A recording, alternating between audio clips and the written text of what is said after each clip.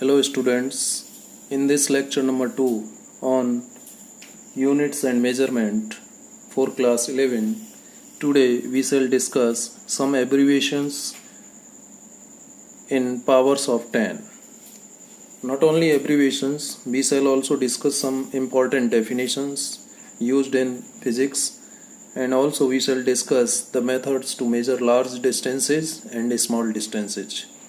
In lecture 1, we discussed the meaning of physical quantities and as well as physical units. Now you see in this table, I have written some multiple prefix symbol, then some multiple prefix symbol.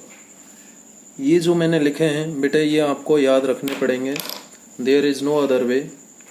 First you see multiple 10 raised to the power 1, जिसको हम 10 भी कह सकते हैं. क्या कह सकते हैं? 10 सिंपली. 10 की पावर 1 या 10, इसको कहते हैं बेटा डेका. क्या कहते हैं? डेका. DECA डेका. और इसका सिंबल है DA. ये ध्यान रखना है आपको. 10 रेज टू दी पावर 2 जो कि 100 होता है 100 होता है, इसको हम हेक्टो कहते हैं. हेक्टो कहते हैं और इसका सिंबल है स्मॉल h. ध्यान रहेगा. 10 रेज टू दी पावर 3 जिसको 1000 हम लिखते हैं, तो इसे कहते हैं हम किलो, यानी इसका सिंबल है स्मॉल के. 10 रेज टू दी पावर 6 इसे कहते हैं मेगा और इसका सिंबल है कैपिटल M. ध्यान रखिएगा, किलो का सिंबल स्मॉल के, मेगा का symbol capital M. 10 raise to the power 9 ये है गीगा. क्या है? गीगा. और इसका सिंबल है capital J, capital G. 10 raise to the power 12 इसे कहते हैं टेरा और इसका सिंबल है capital T. 10 raise to the power 15 peta, इसका सिंबल है capital P. 10 raise to the power 18 exa, इसका सिंबल है कैपिटल E. तो ध्यान रखिएगा, deca, hecto, kilo, mega, giga, tera, peta, exa. तो डेका का मतलब 10 की पावर 1 या 10. 10 रेज टू दी पावर 2 100 होता है, तो 100 से H भी बनेगा. H का मतलब 100 और H का मतलब हेक्टो. इस तरीके से याद रख सकते हैं.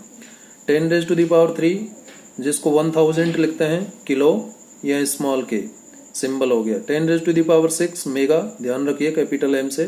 10 raise to the power 9 giga, capital G से रिप्रेजेंट करते हैं. 10 raise to the power 12 T4 tera, तो कैपिटल T से रिप्रेजेंट करते हैं. 10 रेज टू दी पावर 15 पे की साउंड आ रही है, तो 15 और पेटा P. और 10 रेज टू दी पावर 18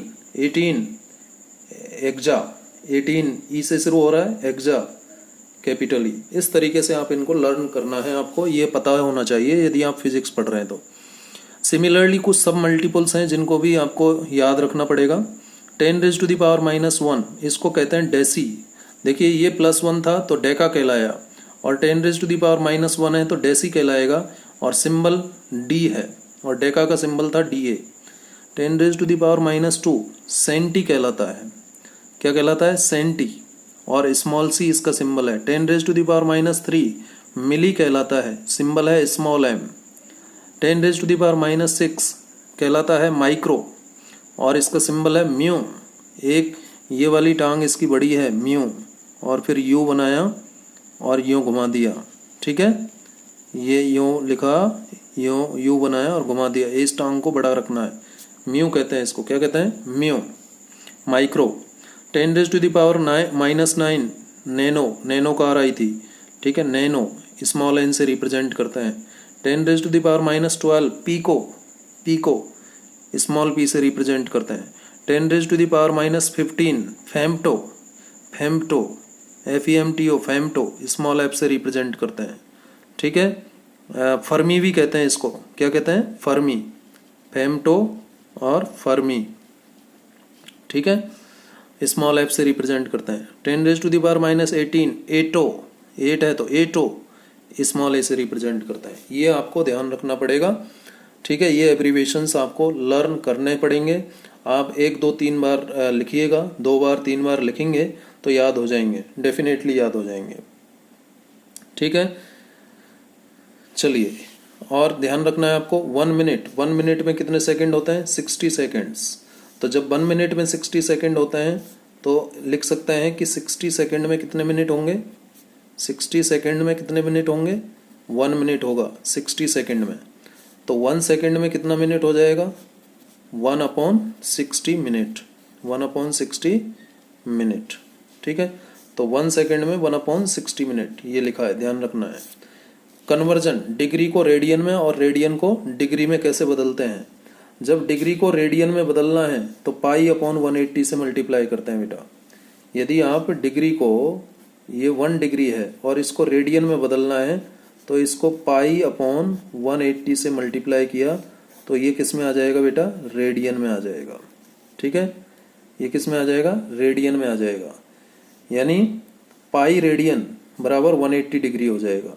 ये 180 को इधर ले जाऊं तो 180 degree is equal to pi radian, या pi radian is equal to 180 degree. Radian को इस सिंबल से लिखते हैं सुपरस्क्रिप्ट में। ये देखिए, ये कोई सिंबल है, इसके यहाँ टॉप पर इस जगह लिखेंगे तो वो सुपरस्क्रिप्ट कहलाता है, और इस जगह लिखेंगे तो वो सबस्क्रिप्ट कहलाता है। जैसे ये स्मॉल वी सबस्क्रिप्ट है, ये स्मॉल वी क्या है? सबस्क्रिप्ट है। जो नीचे लिखा हुआ है इसको कहते हैं सबस्क्रिप्ट, ध्यान रखिएगा। और जो टॉप पर लिखा होता है सिंबल के वो कहलाता है सुपरस्क्रिप्ट। ये भी ध्यान रखना, सुपरस्क्रिप्ट टॉप पर है, सुपरस्क्रिप्ट और ये सबस्क्रिप्ट। तो डिग्री को रेडियन में बदलना है तो π/180 से मल्टीप्लाई कर दो, और रेडियन को डिग्री में बदलना है तो 180/π से मल्टीप्लाई कर दो। डिग्री को रेडियन में बदलना है तो π/180 से, और रेडियन को डिग्री में बदलना है तो 180/π से मल्टीप्लाई कर देना है। समझ में आ गया? ये c किसका सिंबल है? पाई की पावर में c जो लिखा है, ये c रेडियन को कहते हैं। यहाँ तो ऐसे लिखो पूरा रेडियन, यहाँ ऐसे c लगा दो, ये रेडियन कहलाता है। 1 radian is equal to 180/π degree होता है। ठीक है, ये ध्यान रखना है आपको। एस्ट्रोनॉमिकल यूनिट, ये एस्ट्रोनॉमिकल यूनिट, ये डेफिनेशन आपको याद रखनी है। Astronomical unit AU। ठीक है बेटा, कुछ सेट डेफिनेशंस हैं जो कि आपको फिजिक्स में पता ही होनी चाहिए। ठीक है, इनकी न्यूमेरिकल वैल्यू का आइडिया हमें होना चाहिए लगभग। ठीक है, और याद कर सकते हो तो याद कर लीजिएगा। हालांकि डेफिनेशन तो पता होना चाहिए, न्यूमेरिकल वैल्यू यदि याद कर सकते हो तो याद कर लेना, बेटर है कि याद ही कर लो। तो एस्ट्रोनॉमिकल यूनिट किसके बीच का डिस्टेंस होता है? Distance between centre of sun and the earth. Earth और सेंटर ऑफ सन, ये है मान लीजिए अर्थ। ये कौन है? अर्थ। ये अर्थ का सेंटर है, अर्थ। और ये है मान लीजिए सन। ठीक है, ये यहाँ पर है सन, ये सन का सेंटर है, ये है सन। तो अर्थ के सेंटर और सन के सेंटर के बीच का ये जो डिस्टेंस है इसे हम एस्ट्रोनॉमिकल यूनिट कहते हैं। तो एस्ट्रोनॉमिकल यूनिट इज डिस्टेंस किसके सेंटर्स के बीच? अर्थ के सेंटर और सन के सेंटर के बीच का डिस्टेंस एस्ट्रोनॉमिकल यूनिट कहलाता है। 1 एस्ट्रोनॉमिकल यूनिट बराबर होता है 1.496 इंटू 10⁻⁻11 मीटर। ठीक है, या फिर 1.496 को हम यदि इसको राउंड ऑफ करें तो ये 5 से बड़ा है तो ये 4 क्या हो जाएगा? 5 हो जाएगा। 1.5 इंटू 10⁻11 मीटर। 1 एस्ट्रोनॉमिकल यूनिट में इतना मीटर होता है, ये ध्यान रखना। तो ये ध्यान रखना है कि एस्ट्रोनॉमिकल यूनिट क्या है? अर्थ और सन के सेंटर के बीच का डिस्टेंस, इसे हम एस्ट्रोनॉमिकल यूनिट कहते हैं। और क्या वैल्यू है न्यूमेरिकल वैल्यू? 1.5 into 10⁻11 metre. ध्यान रहेगा, ध्यान रखना पड़ेगा बेटा। चलिए नेक्स्ट डेफिनेशन पे आ जाते हैं। नेक्स्ट डेफिनेशन है हमारी लाइट ईयर। क्या है? Light year. Light year small l small y से रिप्रेजेंट करते हैं, सिंबल है LY, शॉर्ट में लिखते हैं इसको। लाइट ईयर क्या है? Distance travelled by light, distance travelled by light in vacuum in 1 year. 1 साल में लाइट के द्वारा वैक्यूम के अंदर ट्रेवल किया गया डिस्टेंस क्या कहलाता है? लाइट ईयर कहलाता है। The distance travelled by light in vacuum in 1 year. The distance किसके द्वारा ट्रेवल किया गया डिस्टेंस? By light. कहाँ पर? वैक्यूम के अंदर, निर्वात में, जहाँ पर कोई मीडियम नहीं है उसे वैक्यूम कहते हैं। VACWM, कई डबल सी लिखते हैं तो वो ध्यान रखना, VACWM होता है वैक्यूम।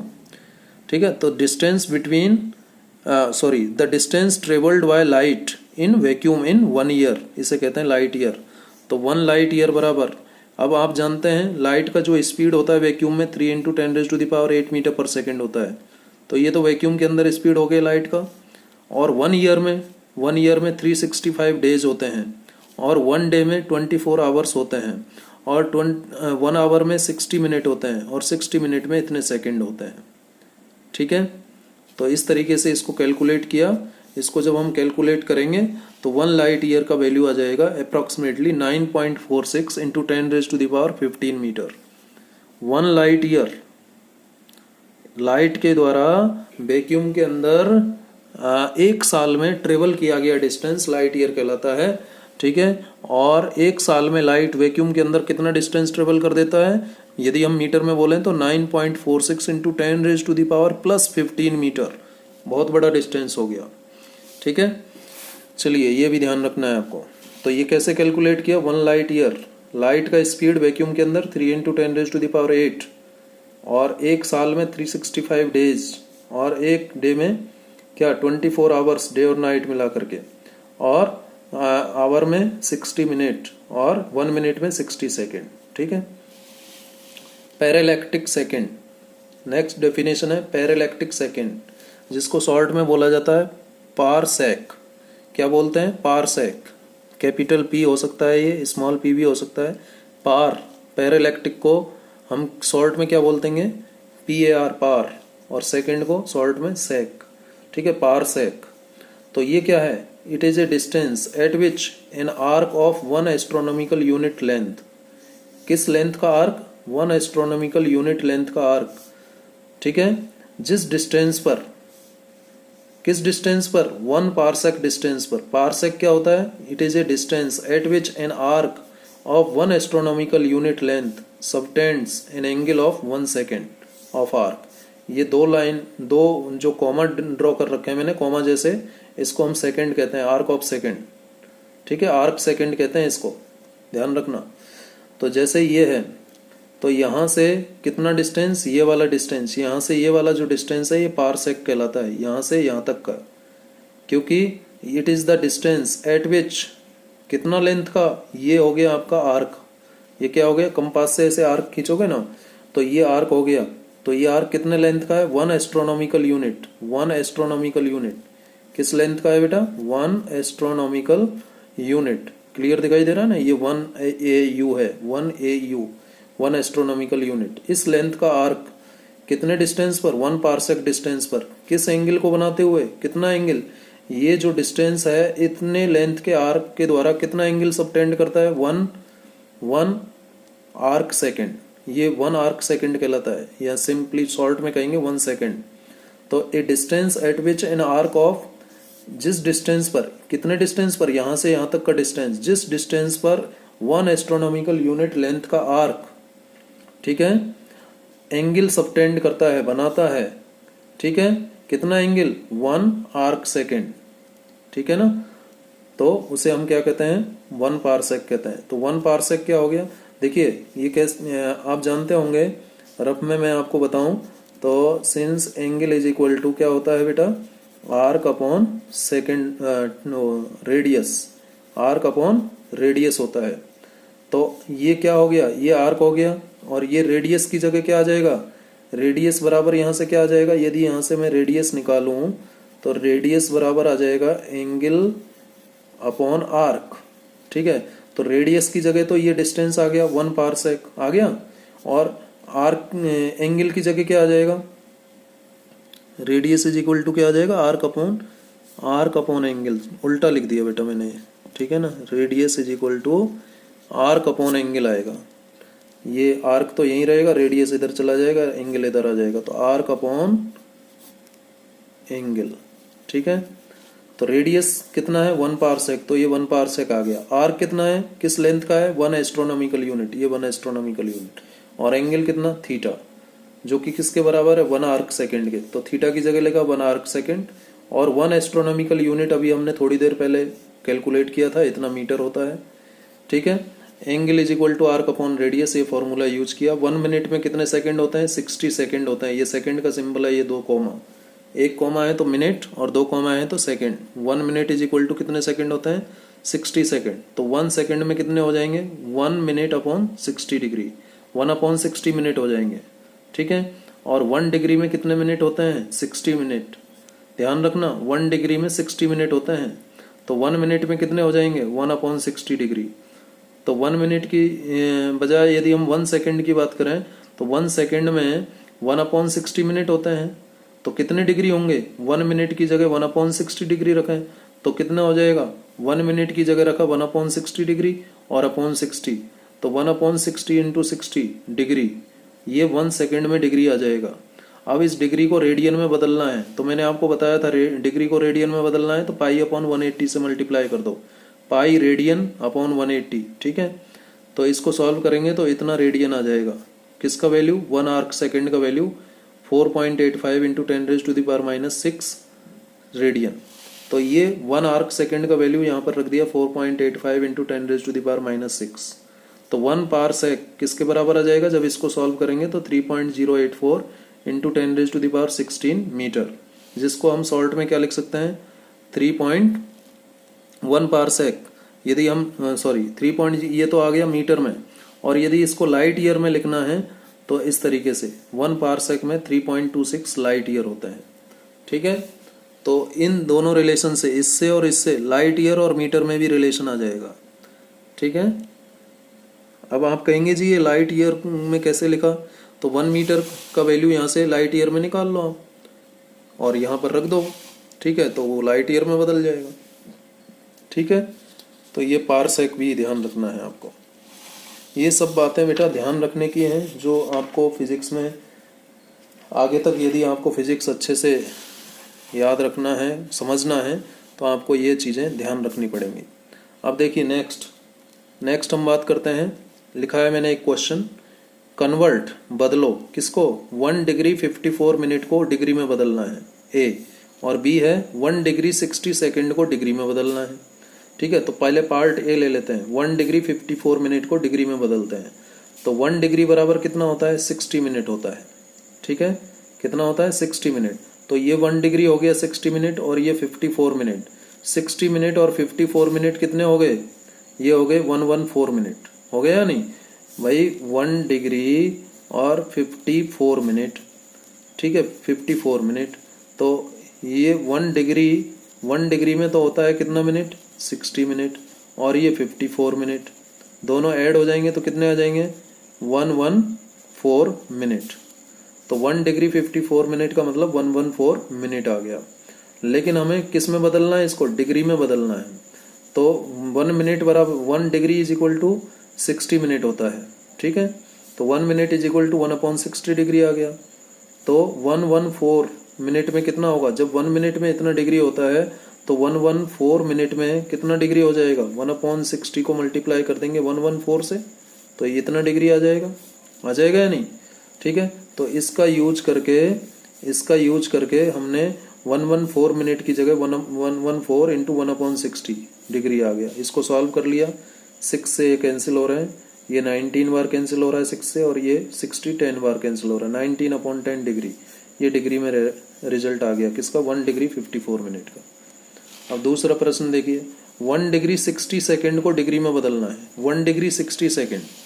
तो देखना जरा, पहले 1 डिग्री और 60 सेकेंड, तो इस सेकेंड को मैं डिग्री में बदल लूँ क्योंकि मुझे इसको पूरे को डिग्री में बदलना है। तो ये तो 1 डिग्री में ही है, तो 60 सेकेंड को डिग्री में बदल लेते हैं। तो 60 सेकेंड में कितने डिग्री होते हैं वो पता करते हैं पहले। तो 1 डिग्री में 60 मिनट, 1 मिनट में 1/60 डिग्री, क्लियर, और 1 मिनट में 60 सेकेंड, ये क्या है 60 सेकेंड। तो 1 सेकेंड में कितने हो जाएंगे 1/60 मिनट, ठीक है। और 1 मिनट में कितना डिग्री था 1/60 डिग्री, तो 1/60 मिनट में कितना डिग्री हो जाएगा 1/60 इंटू 60 डिग्री। तो ये 1 सेकेंड में डिग्री की वैल्यू आ जाएगी। ये जो मिनट है, इस मिनट की जगह क्या रख देंगे 1/60 डिग्री। तो 1/60 एक ऑलरेडी है और 1/60 और आएगा डिग्री में, 1 सेकेंड डिग्री में आ गया।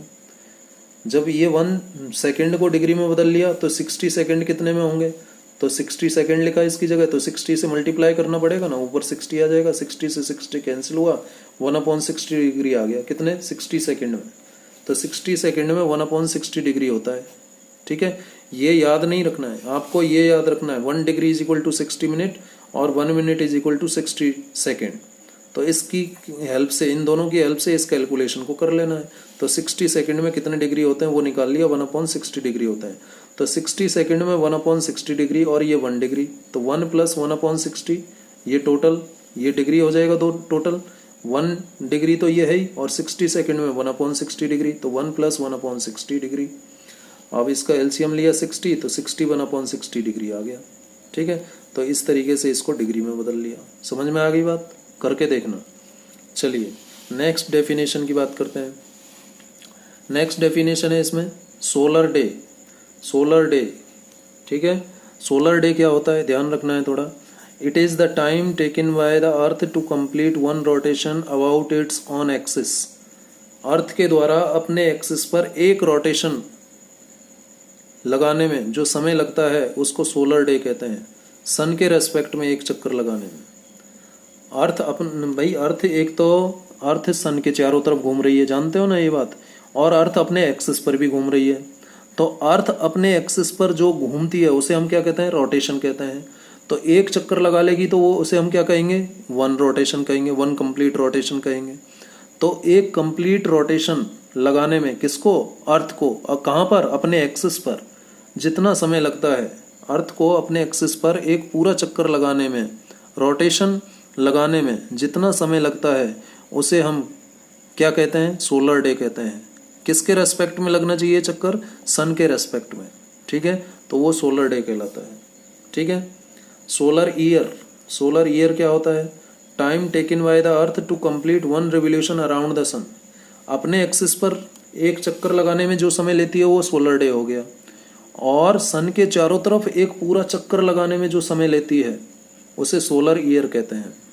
ठीक है, अर्थ के द्वारा अपने एक्सिस पर एक पूरा रोटेशन कंप्लीट करने में जो समय लगता है सन के रेस्पेक्ट में वो सोलर डे कहलाता है।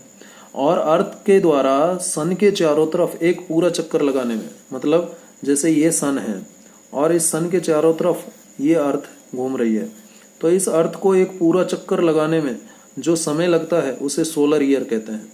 सन के चारों तरफ अर्थ को एक पूरा चक्कर लगाने में जो समय लगता है उसे सोलर ईयर कहते हैं।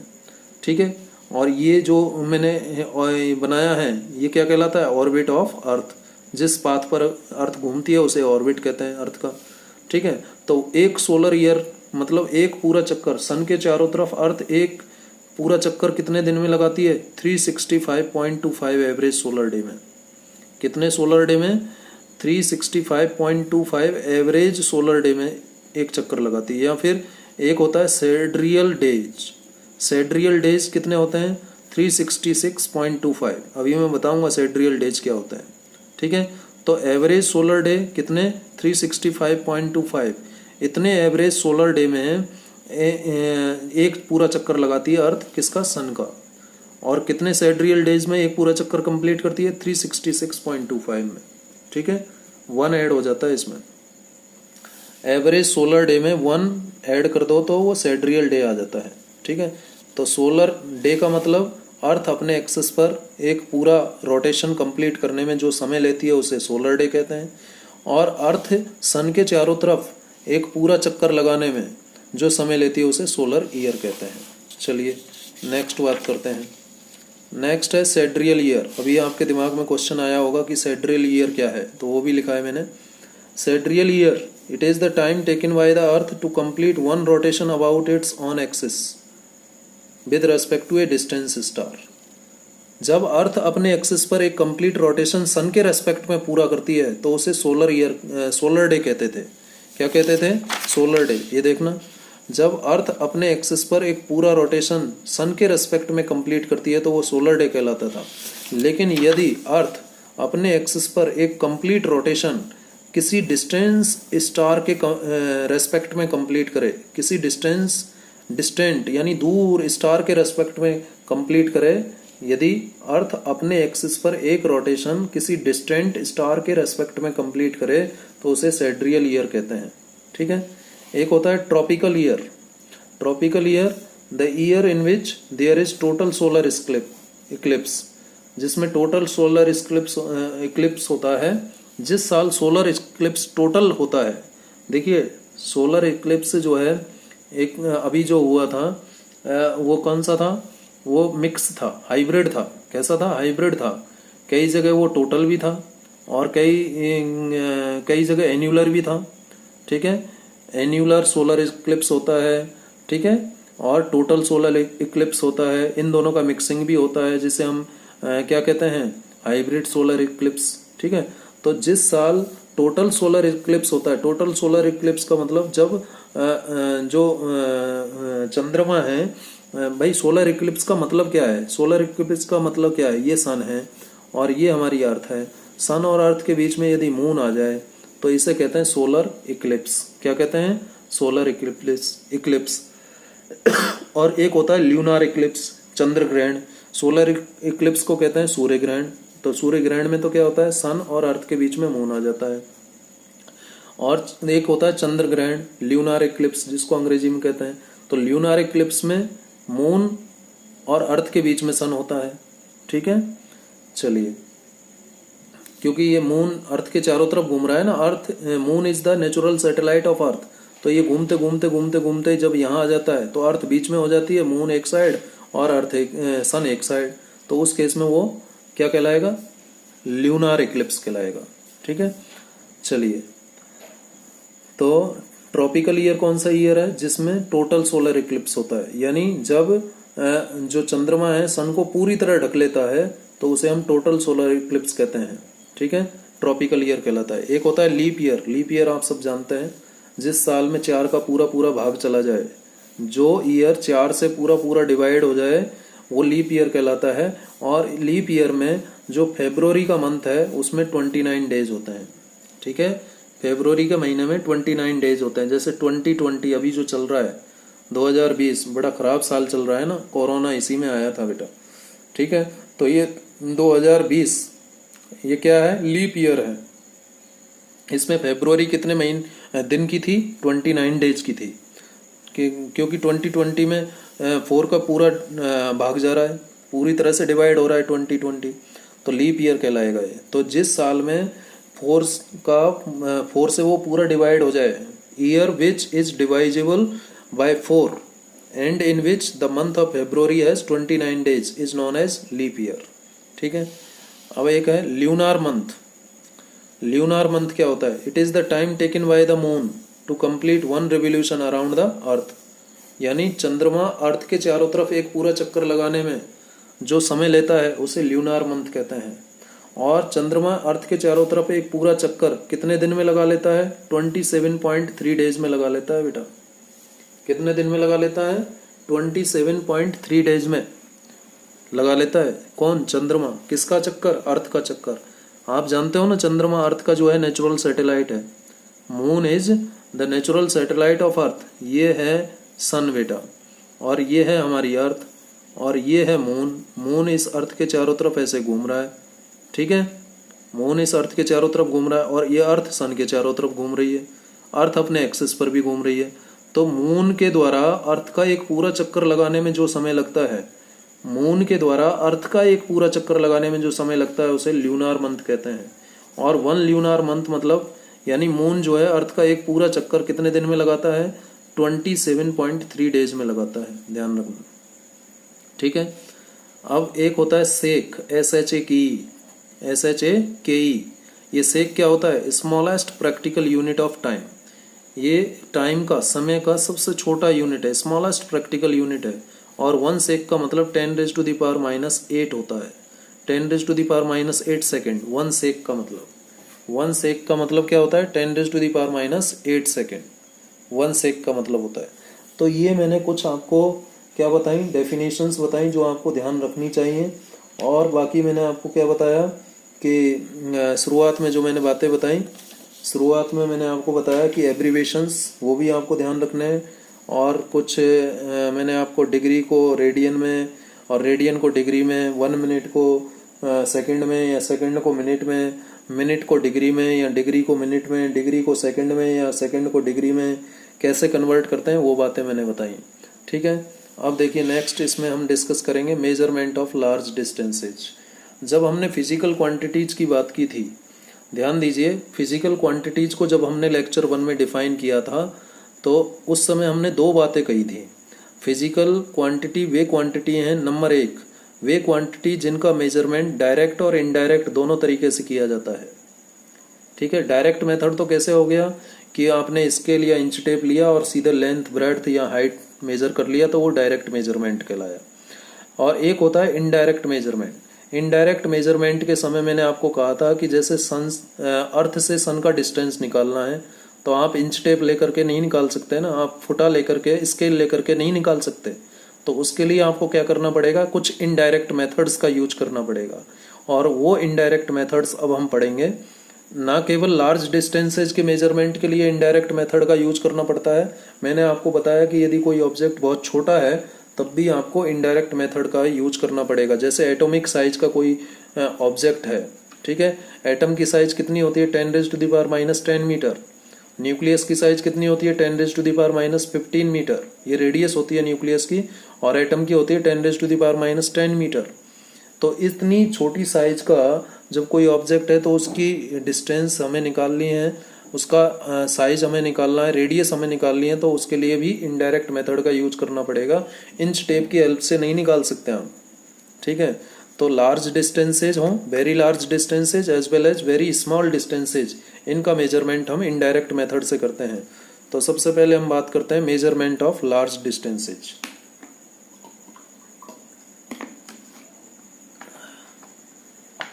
तो मेजरमेंट ऑफ लार्ज डिस्टेंसेज कैसे करते हैं?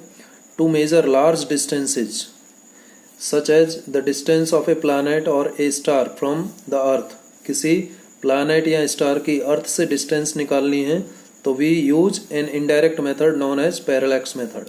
जिस इनडायरेक्ट मेथड का हम यूज करते हैं उसे पैरेलैक्स मेथड कहते हैं। क्या कहते हैं? Parallax method. कई ने प्रश्न भी पूछा था, सर ये पैरेलैक्स क्या होता है, तो अब क्लियर होगा। Parallax is defined as apparent shift. Apparent मतलब जो दिखाई दे, जो वास्तव में होता नहीं है लेकिन होता हुआ दिखाई देता है, जो वास्तव में होता नहीं है लेकिन जो दिखाई देता है। जैसे हवाई जहाज जब एयरपोर्ट पर खड़ा रहता है तो बहुत बड़ा दिखाई देता है, लेकिन जैसे ही आसमान में उड़ जाता है हवाई जहाज तो वो छोटा सा दिखाई देता है। तो क्या आसमान में जाकर के हवाई जहाज वास्तव में छोटा हो जाता है? नहीं। तो जो साइज आपको दिखाई दे रही है हवाई जहाज की आसमान में, वो कैसी साइज है? अपेरेंट है, छद्म, जिसको हिंदी में कह सकते हैं आभासी। ठीक है, काल्पनिक। ठीक है ना, अपेरेंट शिफ्ट।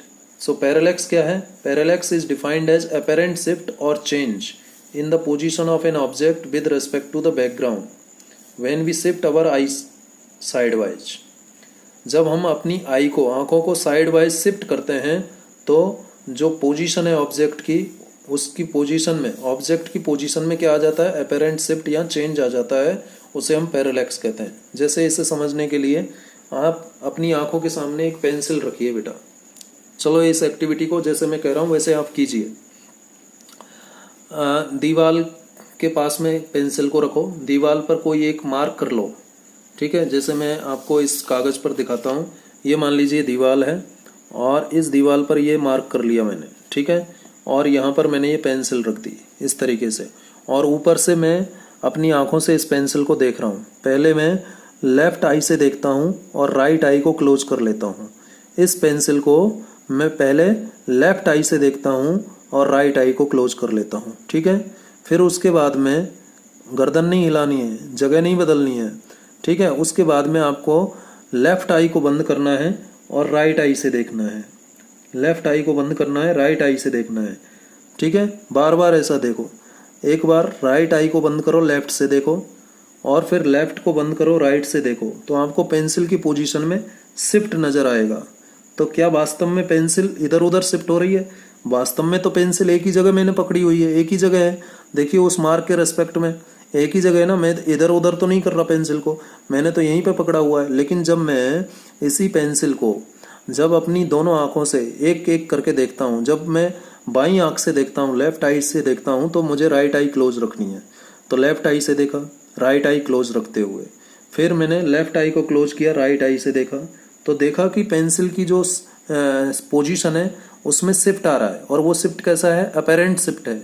ये जो अपेरेंट शिफ्ट और जो चेंज है पोजीशन ऑफ एन ऑब्जेक्ट में, उसे हम क्या कहते हैं? पैरेलैक्स कहते हैं बेटा। क्या कहते हैं? पैरेलैक्स कहते हैं। समझ में आई बात? ठीक है, चलिए तो ये करके देखना, डेफिनेटली आपको पैरेलैक्स नज़र आएगा, जो कि वास्तव में होता नहीं है। अपेरेंट शिफ्ट नज़र आ जाएगा, महसूस हो जाएगा आपको। ठीक है, अब देखिए आगे। The closer object always appears to move in opposite direction with respect to our eyes. आपने देखा था ना अभी जो प्रैक्टिकल किया आपने पेंसिल वाला, भाई ये पेंसिल इस मार्क के रेस्पेक्ट में यहाँ रख लिया आपने। जब आप इस पेंसिल को लेफ्ट आई से देखते हो, लेफ्ट आई से देखो और राइट आई को क्लोज करो। ठीक है, ठीक है, तो पेंसिल को देख लिया, फिर आप लेफ्ट आई को क्लोज करो और राइट आई से देखो, तो देखना आप पेंसिल की पोजीशन में शिफ्ट नजर आएगा, उसे हम कहते हैं पैरेलैक्स। तो जब एक लेफ्ट आई से देखा, जब लेफ्ट आई से देखा, जब लेफ्ट आई से देखा, राइट आई को क्लोज रखा, देख लिया, फिर लेफ्ट आई को क्लोज किया, राइट आई को राइट आई से देखा, तो राइट आई से देखने पर जो पेंसिल है लेफ्ट की तरफ शिफ्ट हो रही है, और लेफ्ट से देखने पर पेंसिल राइट की तरफ शिफ्ट हो रही है। यानी पेंसिल की जो पोजीशन में चेंज आता है वो अपोजिट डायरेक्शन में चेंज आता है।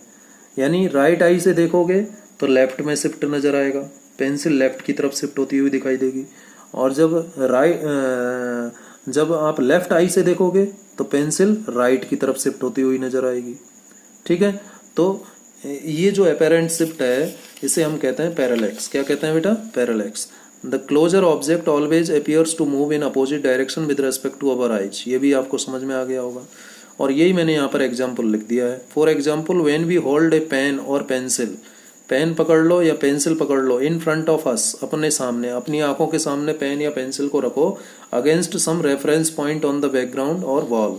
वॉल पर जैसे मैंने यहाँ पर ये मार्क बनाया, वैसे ही दीवार पर एक चिन्ह बना लीजिए, मार्क कर लीजिए, और उसके रेस्पेक्ट में पेन या पेंसिल को आप देखिए। And look at the pen first through our left eye. आप अपनी लेफ्ट आई से देखिए, उस समय राइट आई क्लोज होनी चाहिए। फिर उसके बाद में आप राइट आई से देखिए और उस समय लेफ्ट आई क्लोज होनी चाहिए। तो आपको क्या नजर आएगा? We find that position of pen changes. Position of pen क्या हो जाएगा? चेंज हो जाता है विद रेस्पेक्ट टू बैकग्राउंड और वॉल। जहां पर आपने चिन्ह लगाया उसके रेस्पेक्ट में वो पोजीशन शिफ्ट हो जाएगा। किसका? पेन का या पेंसिल का। This shift, this apparent shift, कैसा शिफ्ट है ये? Apparent shift. Apparent shift is known as parallax. This apparent shift is known as parallax. समझ में आ गया आपको? करके देखिए बार बार। ठीक है, मैं ज़्यादा नहीं कर सकता, मेरी आंखों में दर्द होने लग जाता है। चलिए नेक्स्ट बात करते हैं। अब अभी पैरेलैक्स मेथड ही चल रहा है, कंप्लीट नहीं हुआ है। इसमें एक टर्म और आएगी बेटा, बेसिस। हाँ, आपने अभी पेंसिल को अपनी आंखों से देखा ना, अभी पेंसिल को अपनी आंखों से देखा, तो दोनों आंखों के बीच में जो डिस्टेंस है बेटा, लेफ्ट और राइट आई के बीच में जो डिस्टेंस है उसे हम कहते हैं वेसिस। क्या कहते हैं? Vases. Distance between left and right I, या फिर कहें the distance between two point of observation is called vases. जैसे ये है, ये यहाँ पर कोई ऑब्जेक्ट है, ये मान लीजिए ये क्या है? ऑब्जेक्ट रखा है यहाँ पर इस जगह। इस ऑब्जेक्ट को यहाँ से देख रहे हो और यहाँ से देख रहे हो। ठीक है, ये लेफ्ट मान लेता हूँ, ये राइट मान लेता हूँ। ठीक है, यहाँ से देखा और यहाँ से देखा, तो इस लेफ्ट और राइट इन दोनों पोजीशन जगह से इस ऑब्जेक्ट को आपने देखा। मान लीजिए आप एक तो जयपुर से चांद को निहार रहे हो और एक दिल्ली से निहार रहे हो। ठीक है, मान लीजिए एक जगह दिल्ली है, ये दिल्ली है और ये जयपुर है। जयपुर और दिल्ली दोनों जगह से आपने चांद को देखा, तो चांद की पोजीशन में आपको थोड़ा सा शिफ्ट नजर आएगा। क्या नजर आएगा? शिफ्ट नजर, अपेरेंट शिफ्ट, जो कि वास्तव में होगा नहीं, लेकिन अपेरेंट शिफ्ट नजर आएगा। तो जिन दो पोजीशन से, जयपुर और दिल्ली से जब आपने देखा, तो जयपुर और दिल्ली के बीच का जो डिस्टेंस होगा वो बेसिस कहलाता है। इस बी को क्या कहते हैं? बेसिस। ये ध्यान रखना। ठीक है, और यही मैंने लिखा है, बेसिस। ठीक है, तो जैसे हमने पेंसिल को देखा था किससे? हमारी लेफ्ट आई से देखा, पहले राइट आई को क्लोज किया और लेफ्ट आई से देखा, फिर राइट आई से देखा लेफ्ट आई क्लोज करके, तो पेंसिल की पोजीशन में शिफ्ट नजर आया, वो अपेरेंट शिफ्ट पैरेलैक्स कहलाया। और लेफ्ट और राइट आई के बीच में जो डिस्टेंस है उसे हम बेसिस कहते हैं, बी से रिप्रेजेंट करते हैं, स्मॉल बी से। एक टर्म आएगी इसमें पैरेलैक्स एंगल, जिसको हम पैरेलैक्टिक एंगल भी कहते हैं। पैरेलैक्स एंगल कहो या parallactic angle. It is an angle between two directions along which object is viewed. ये उन दो डायरेक्शंस के बीच का एंगल है जिन डायरेक्शन से ऑब्जेक्ट को देखा गया है। ठीक है, जैसे एक इस ऑब्जेक्ट को यहाँ से देखा आपने, यहाँ से देखा, तो यहाँ से देखा तो ये डायरेक्शन, और यहाँ से देखा तो ये वाला डायरेक्शन। इस डायरेक्शन और इस डायरेक्शन, दोनों डायरेक्शंस के बीच का जो ये एंगल है थीटा, इसे हम कहते हैं पैरेलैक्टिक एंगल या पैरेलैक्स एंगल। समझ में आ गई बात? तो angle between two directions along which object is viewed, ये डायरेक्शन इस डायरेक्शन के अलोंग देखा, यहाँ से देखा आपने इस ऑब्जेक्ट को, फिर यहाँ से देखा आपने इस ऑब्जेक्ट को, तो angle between two directions along which object is viewed, जहाँ से ऑब्जेक्ट को देखा गया, जिन डायरेक्शन से ऑब्जेक्ट को देखा गया है, उन दोनों डायरेक्शंस के बीच का जो एंगल है वो पैरेलैक्टिक एंगल या पैरेलैक्स एंगल कहलाता है, थीटा से रिप्रेजेंट करते हैं। अब आप जानते हो, ये जानते हो ना, एंगल इज इक्वल टू क्या होता है, आर्क अपॉन रेडियस होता है। ठीक है, तो एंगल तो हो गया थीटा, और आर्क की जगह क्या हुआ, ये बेसिस ही तो आर्क हुआ। ठीक है, और रेडियस क्या हुआ, ये कैपिटल डी मान लिया हमने, ये कैपिटल डी हो गया। ठीक है, ये कैपिटल डी है तो ये भी कैपिटल डी होगा, तो theta is equal to we upon capital D. जब वी क्या है, basis known as arc also, capital D क्या है, रेडियस। ठीक है, और थीटा क्या है, पैरेलैक्स एंगल या पैरेलैक्टिक एंगल, और क्या कहते हैं इसको, पैरेलैक्टिक एंगल। ठीक है, चलिए अब एग्जांपल ले लेते हैं इस पैरेलैक्स मेथड का। पैरेलैक्स मेथड क्या होता है वो जान गए आप। ठीक है, डिफरेंट टर्म्स जो इसमें यूज होती हैं पैरेलैक्स मेथड में वो जान गए। अब एग्जांपल ले लेते हैं। पैरेलैक्स मेथड का यूज करते हुए मून और सन का या किसी प्लैनेट का अर्थ से डिस्टेंस निकालना है। तो ये देखिए, ये है हमारा अर्थ, जिस प्लैनेट पर हम रहते हैं, ये हमारा अपना प्लैनेट है अर्थ। ठीक है, अर्थ से हम इस दूसरे प्लैनेट को देख रहे हैं, ये सन भी हो सकता है, ये मून भी हो सकता है, इसको देख रहे हैं। तो एक तो ये जगह चुनी हमने अर्थ पर, मान लीजिए ये जगह दिल्ली है। ठीक है, और ये जगह हैदराबाद है। ठीक है ना, ये एक जगह है और ये दूसरी जगह है, ये दिल्ली है मान लीजिए, और ये क्या है, हैदराबाद है। ठीक है, दोनों जगह से आपने उस प्लैनेट को देखा। प्लैनेट जैसे चांद मान लीजिए, चांद को देखा आपने। ठीक है, तो यहाँ से देखा तो आप कहोगे कि चांद मेरे सिद्ध में है, और हैदराबाद में जाकर के कहोगे नहीं, चांद अब मेरे सिद्ध में है। तो हैदराबाद वाला व्यक्ति कहेगा कि चांद मेरे सिद्ध में है, और दिल्ली वाला व्यक्ति कहेगा चांद मेरे सिद्ध में है। जबकि चांद तो अपनी जगह बदल ही नहीं रहा है, चांद तो उसी जगह है जब दोनों एक ही समय पर देख रहे हैं दोनों चांद को। चांद तो एक ही जगह पर है ना, चांद की पोजीशन तो नहीं बदल रही है, लेकिन अपीयर्स टू शिफ्ट मतलब चेंज नजर आ रहा है, किसमें, प्लैनेट की यानी चांद की पोजीशन में। ये अपेरेंट शिफ्ट पैरेलैक्स कहलाता है। और इन दोनों पोजीशंस के बीच में जो दिल्ली और अहमदाबाद, जिसको ए और बी से रिप्रेजेंट किया है, इन ए और बी के बीच में जो डिस्टेंस होगा वो बेसिस आ जाएगा। और इन दोनों डायरेक्शंस, यहाँ से देखा तो ये डायरेक्शन, यहाँ हैदराबाद से देखा तो ये डायरेक्शन, इन दोनों डायरेक्शंस के बीच में जो ये टोटल एंगल है ये कहलाता है थीटा। क्या कहलाता है, थीटा। ये थीटा है बेटा। ठीक है, थीटा कहलाता है, ध्यान रखना है, थीटा है ये। ठीक है, क्या है ये, थीटा है। तो इन दोनों डायरेक्शंस के बीच, जिन डायरेक्शंस के अलोंग आपने इस चंद्रमा को, इस प्लैनेट को देखा है, कहाँ से, अर्थ से, इन दोनों डायरेक्शंस के बीच का एंगल ये जो थीटा है, ये पैरेलैक्ट एंगल या पैरेलैक्स एंगल कहलाता है, जो कि किसका सम है, θ1 प्लस θ2 का। और ये θ1 क्या है, ये जो नॉर्मल का डायरेक्शन है अर्थ के सेंटर से और प्लैनेट के सेंटर का जो डिस्टेंस है ये सिद्ध एकदम। ठीक है, इसके साथ ये θ1 एंगल बना रहा है ये वाला डायरेक्शन, और इधर वाला डायरेक्शन ये θ2 बना रहा है। तो थीटा किसके बराबर होगा, θ1 प्लस θ2 के बराबर होगा। और angle theta is equal to क्या आ जाएगा, यहाँ से आ जाएगा theta is equal to we upon capital D आ जाएगा या नहीं। Angle is equal to arc upon radius, arc क्या हो गया वी और रेडियस क्या हो गया डी। तो यहाँ से हम क्या निकाल लेंगे, डिस्टेंस, यहाँ से हम निकाल लेंगे डिस्टेंस ऑफ प्लैनेट, क्या हो जाएगी, capital D is equal to we upon theta. ये आ जाएगा डिस्टेंस का फॉर्मूला, इस तरीके से निकाल लेंगे। क्लियर है, समझ में आ गया आपको। तो इस तरीके से किसी भी डिस्टेंस ऑब्जेक्ट की जो लार्ज डिस्टेंस पर है उसकी डिस्टेंस हम अर्थ से निकाल सकते हैं पैरेलैक्स मेथड का यूज करके। ठीक है, चलिए अब एक लास्ट टॉपिक और डिस्कस कर लेते हैं, measurement of small distances. Measurement of small distances बेटा। चलिए, मेजरमेंट ऑफ स्मॉल डिस्टेंसेज, इसके लिए भी हमें इनडायरेक्ट मेथड यूज करना है। जैसे कि आप मान लीजिए कोई स्लाइड की स्टडी है, बायोलॉजिकल स्लाइड है, तो उसकी स्टडी क्या, उसमें मान लीजिए कोई बैक्टीरिया है, कोई वायरस है, उसका साइज क्या स्केल से नाप लोगे आप? नहीं नाप सकते ना, क्योंकि वो दिखाई नहीं देता। तो उसके लिए भी तो इनडायरेक्ट मेथड यूज करना पड़ेगा। तो एक इनडायरेक्ट मेथड जिसे हम एवोगैड्रो मेथड कहते हैं, इसका यूज हम करते हैं स्मॉल डिस्टेंसेज को मेजर करने के लिए। एवोगैड्रो नाम के वैज्ञानिक थे, उन्होंने अपनी हाइपोथेसिस दी थी, रिसर्च दिया था स्मॉल डिस्टेंसेज को मेजर करने का। ठीक है। In this method we measure distances of the order of 10⁻⁻10 metre. ये एटॉमिक साइज होता है, रेडियस ऑफ एन एटम होता है। इस साइज, इतनी स्मॉल डिस्टेंसेज को हम इस एवोगैड्रो मेथड से मेजर कर सकते हैं। और एवोगैड्रो मेथड या एवोगैड्रो का जो रिसर्च है, हाइपोथेसिस है, वो कहता क्या है?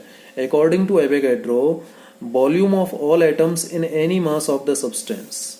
ठीक है, वॉल्यूम ऑफ ऑल एटम्स, मान लीजिए कोई मास है, अब इसमें वॉल्यूम, ये एटम से बना हुआ होगा, ये कोई मास है। ठीक है, ये कोई मास है, ये पूरा एक मास है, सब्सटेंस है, ये सब्सटेंस है पूरा एक, और ये मासेज है। ठीक है, ये डिफरेंट एटम्स हैं। क्या है? ये एटम्स हैं, और सब्सटेंस का अपना कुछ मास भी होगा। ये पूरा एक सब्सटेंस है जो डिफरेंट एटम्स से, ये अलग अलग बहुत सारे इसमें एटम होते हैं। ठीक है, तो volume of all atoms in mass of substance, ये जो मास ऑफ सब्सटेंस है, इस सब्सटेंस में जो इंडिविजुअल एटम्स के वॉल्यूम का जो सम होगा, जितने भी एटम्स हैं उनके वॉल्यूम का जो सम होगा, वो 2/3 होता है किसका? Volume occupied by the mass of substance. इसका जो टोटल वॉल्यूम होगा सब्सटेंस का, उसका 2/3 होता है। अब मान लीजिए इस सब्सटेंस का मास तो m है, स्मॉल m है, और इसका वॉल्यूम है कैपिटल V, और इसकी डेंसिटी है रो। ठीक है, तो density is equal to mass upon volume. तो इस सब्सटेंस का वॉल्यूम कितना आ गया? Mass upon density. तो लीजिए, सब्सटेंस का वॉल्यूम हमने निकाल लिया। अब हम एक एटम का वॉल्यूम निकालेंगे। तो एटम का वॉल्यूम निकालने से पहले, एटम का वॉल्यूम कितना होगा? एटम कैसा होता है बेटा? स्फेरिकल होता है। एटम कैसा होता है? स्फेरिकल। तो स्फीयर का वॉल्यूम क्या होता है? 4/3πr³। ये एक एटम का वॉल्यूम है, वॉल्यूम ऑफ एन एटम, क्योंकि आर क्या हो गया? रेडियस हो गया एटम का। तो एटम होता है आपका स्फेरिकल, और स्फीयर का वॉल्यूम क्या होता है? 4/3πr³। तो एक एटम का वॉल्यूम इतना आ गया। अब ऐसे इसमें कितने एटम्स हैं ये निकालना पड़ेगा हमें। तो उसे निकालने के लिए मान लेता हूं कि कैपिटल M तो जो है इसका एटॉमिक वेट है, किसका? सब्सटेंस का। ठीक है, और कैपिटल N क्या है? एवोगैड्रो नंबर है, और स्मॉल m मॉलिक्यूलर मास है। तो molecular mass upon atomic mass multiplied with Avogadro number. n क्या है? Avogadro number. ठीक है, 6.023 इंटू 10⁻23, ये होता है ना एवोगैड्रो नंबर, जिसको n या Na से भी रिप्रेजेंट करते हैं। n से रिप्रेजेंट करो या Na, ये होता है ना एवोगैड्रो नंबर। ठीक है, तो मान लीजिए कैपिटल M तो एटॉमिक वेट है, और कितने कैपिटल N भी the Avogadro number. Capital N क्या है? एवोगैड्रो नंबर है। तो जो नंबर ऑफ एटम्स होंगे इस सब्सटेंस में कितने होंगे? Molecular mass upon atomic mass, small m upon capital M into capital M। m क्या हो गया? ये तो सब्सटेंस का मास हो गया ना, मॉलिक्यूलर मास हो गया। ठीक है, और कैपिटल M क्या हो गया? एटॉमिक मास हो गया। तो small m upon capital M को मल्टीप्लाई कर दें किससे? एवोगैड्रो नंबर से, तो टोटल नंबर ऑफ एटम्स आ जाएंगे। तो टोटल वॉल्यूम जो होगा सब्सटेंस का, वो क्या हो जाएगा? Volume of all atoms. Substance का वॉल्यूम तो हमने निकाल लिया, टोटल ये आ गया, लेकिन सभी एटम्स का जो वॉल्यूम होगा वो कितना होगा? एक एटम का वॉल्यूम इतना है, तो जितने भी एटम्स हैं सब्सटेंस में, उन सब का वॉल्यूम क्या होगा? इस एक एटम के वॉल्यूम को इस नंबर ऑफ एटम से मल्टीप्लाई कर दें। तो ये कर दिया। अब इक्वेशन 1 किसको बताता है? Volume of substance as a whole. और इक्वेशन 2 किसको बताता है? Volume of all atoms in the substance. ठीक है, अब एवोगैड्रो हाइपोथेसिस क्या कहता है? एवोगैड्रो हाइपोथेसिस कहता है कि वॉल्यूम ऑफ ऑल एटम्स बराबर होता है किसके? 2/3 के। किसका? 2/3 वॉल्यूम ऑफ सब्सटेंस के। तो ये वॉल्यूम ऑफ ऑल एटम्स रख दिया, और 2/3 रख दिया, और वॉल्यूम ऑफ द सब्सटेंस क्या है? m/ρ। यूजिंग इक्वेशन 1 एंड 2 ये लिख दिया हमने। तो यहाँ से अब देखना जरा, 3 से ये 3 कैंसिल हो गया, और कुछ कैंसिल हो रहा है, ये 2 से ये 4 कैंसिल होगा, 2 2 जा 4, स्मॉल m से स्मॉल m कैंसिल हो गया नहीं? अब यहाँ से r³ निकाल लो। तो कैपिटल M इधर चला जाएगा, ये ऊपर आ गया, और नीचे 2 pi capital N into rho, ये आ जाएगा आर क्यूब, और यहाँ से आर क्या आ जाएगा, M upon 2 pi N rho whole raise to the power 1/3। तो इस तरीके से ये रेडियस आ गया। ठीक है, तो एटॉमिक साइज हम इससे पता कर लेंगे, स्मॉलर डिस्टेंस पता कर लेंगे, ये स्मॉलर डिस्टेंस को ही तो बता रहा है। तो इस तरीके से हम स्मॉल डिस्टेंसेज भी मेजर कर सकते हैं इनडायरेक्ट मेथड की हेल्प से। तो आज मैंने आपको बहुत सारी मतलब एब्रीविएशंस बताए, कुछ डेफिनेशंस बताई, इंपॉर्टेंट डेफिनेशंस। ठीक है, उसके बाद में मैंने आपसे डिस्कशन किया कि डिग्री को रेडियन में, रेडियन को डिग्री में, 1 मिनट को सेकंड में, या सेकंड को मिनट में, 1 मिनट को डिग्री में, या डिग्री को मिनट में कैसे कन्वर्ट करते हैं। और मैंने बात की आपसे measurement of large and small distances की। तो आई होप, मैं उम्मीद करता हूँ कि आपको समझ में आया होगा। बार बार इस वीडियो को देखिए, और आपका कोई प्रश्न है तो ज़रूर कमेंट करके बताइए। आपका बहुत बहुत धन्यवाद।